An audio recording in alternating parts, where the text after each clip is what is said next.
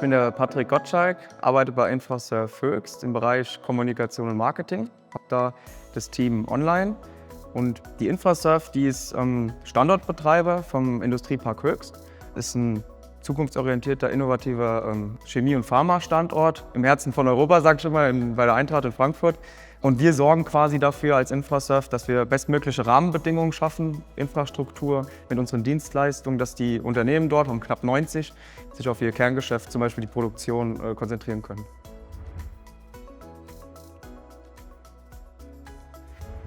Also so vom Großen ins Kleine. Wir haben natürlich klassische Formate, analog tatsächlich auch noch, wie eine Mitarbeiterzeitung, haben dann auch noch Mitarbeiterveranstaltungen, haben audiovisuellen Content wie Podcasts und seit neuestem dann eben auch unser Highlight aktuell tatsächlich dann die Mika-App, die bei uns, also die Staffbase-App heißt bei uns Mika und das ist eben das Herzstück der internen Kommunikation dann letztendlich.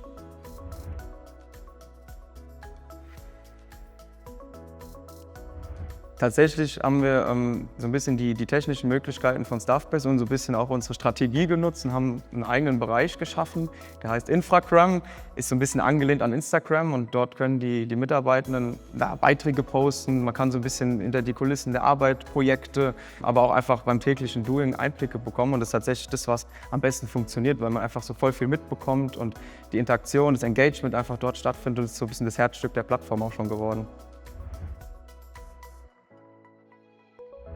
Tatsächlich haben wir jetzt dann 2,5 Jahre insgesamt Projektarbeit gehabt und am Ende des Tages auch 7 Monate Change-Kommunikation. Und das Besondere ist einfach, dass wir am Anfang ausgehend von unserer Zielsetzung, also das war immer Erreichbarkeit, Vernetzung und Personalisierung, es wirklich geschafft haben, eine Plattform zu schaffen, die funktioniert, die auch von den Mitarbeitenden angenommen wird.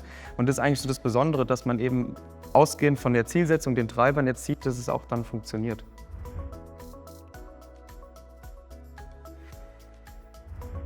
Das sind tatsächlich wirklich die menschelnden Themen, also tatsächlich das, was auch so ein bisschen emotionalisiert. Also ich erinnere mich da an einen Beitrag in Infragram, wo ein Kollege gesagt hat, heute Morgen, da hat mich die Dame am Tor so lieb begrüßt. Und dann haben ganz viele andere Mitarbeiter drunter geschrieben, ja, mich auch und ich kenne sie auch. Und plötzlich hat sie dann ein Bild gepostet, wie sie dann sich zu erkennen gegeben, gesagt, hier, ich bin doch die und die, sprecht mich doch gerne an. Ich begrüße euch auch morgen wieder. Und das sind halt so Geschichten, die das Ganze dann auch lebendig machen und wofür wir das Ganze dann auch am Ende des Tages gemacht haben. Tatsächlich war es immer so, bei den alten Intranets hatten wir eine schlechte Suchfunktion. Also es wird sehr gut angenommen, dass die Suche benutzt wird, weil wir da einfach schnell in Inhalte, verschiedene Themen und auch Bereiche der App einsteigen können. Auch das Thema Anbindung, also wir haben ja unser HR-Portal, unsere Mitarbeiterdaten angebunden. Das heißt, die Mitarbeitenden können die Kommen- und Gehen-Zeiten, ihre ganzen Personalthemen eben gut verwalten. Das ist auch ein sehr, sehr guter Use Case. Und dann eben der neue Bereich Infragram, wo man auch viel für die Vernetzung getan hat, wo man sich jetzt austauschen kann, wo man jetzt auch mehr über die anderen Kolleginnen und Kollegen erfahren kann.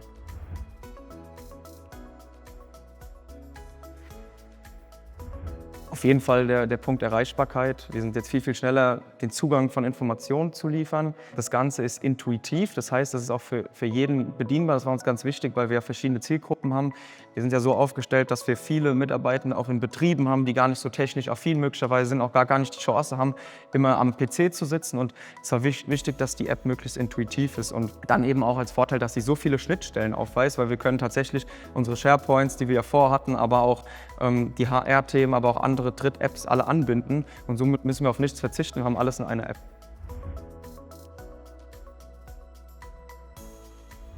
Also wir haben so ein Push-and-Pull-Konzept und wir sind von der Grundstrategie, weil wir immer sehr, sehr viele E-Mails gesendet haben mit den neuen Möglichkeiten von Staffbase ein bisschen weggegangen, jede News auch per E-Mail zu verschicken, haben aber die Möglichkeit, weil es ja ein sehr, sehr schönes E-Mail-Tool ist, da eben über Newsletter in gewissen Rhythmen, aber auch bei besonders wichtigen News nochmal einen zusätzlichen Impuls per E-Mail zu senden und deswegen ist es auf jeden Fall ein sehr, sehr, sehr schönes Feature von der App dann auch.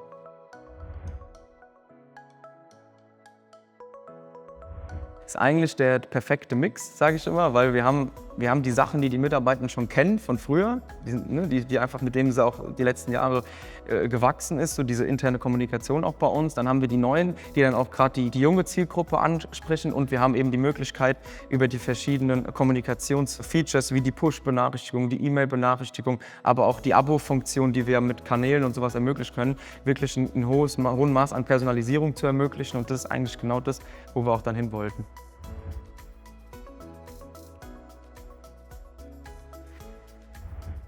Auch da hat es natürlich einen riesen Impact gehabt. Sind viel schneller geworden. Wir können noch schneller Informationen an die Mitarbeitenden übermitteln. Gerade für auch da wieder Kolleginnen und Kollegen, die nicht so technisch affin sind, die können mithelfen, die können auch News veröffentlichen, die können dort auch eben das Ganze mitgestalten. Und wir haben halt die Möglichkeit auch jetzt durchs Monitoring, wir haben ja im Hintergrund im Studio das Backend, wo wir die Kommentare monitoren können, wir können viel schneller reagieren und da auch zielgerichtet dann eben Antworten an die Kolleginnen und Kollegen dann auch zurückspielen.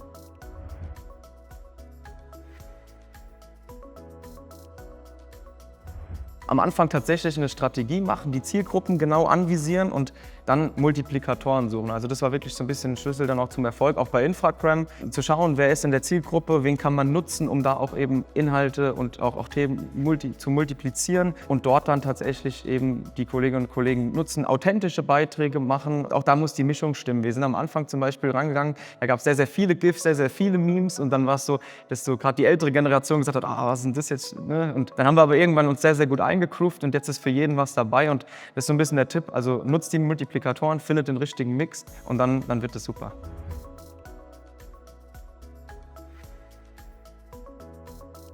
Auch da gab es natürlich einen Impact, weil wir auf der einen Seite natürlich viel schneller sind. Das heißt, auch als Unternehmen hat man ja das Interesse, dass man schnell Informationen, gerade die wichtigen, eben an die relevanten Zielgruppen dann eben auch verteilen kann. Bei den Teams, die jetzt beteiligt waren, sehr eng bei der Erstellung der App, ob das vor allem voran natürlich das Kommunikationsteam, die IT, das Marketing, HR, hat natürlich eine ganz andere Sichtbarkeit jetzt auch dann durch dieses Projekt bekommen. Und der größte Impact ist tatsächlich so ein bisschen in die Unternehmenskultur, weil unser Ziel war ja auch, das Wir-Gefühl zu stärken, die Vernetzung anzukurbeln. Und das haben wir tatsächlich jetzt mit der App schon super erreicht. Nach dem ersten halben Jahr, wir sind ja im Oktober erst live, dann kann man schon sagen, dass es da einen sehr guten Impact gab.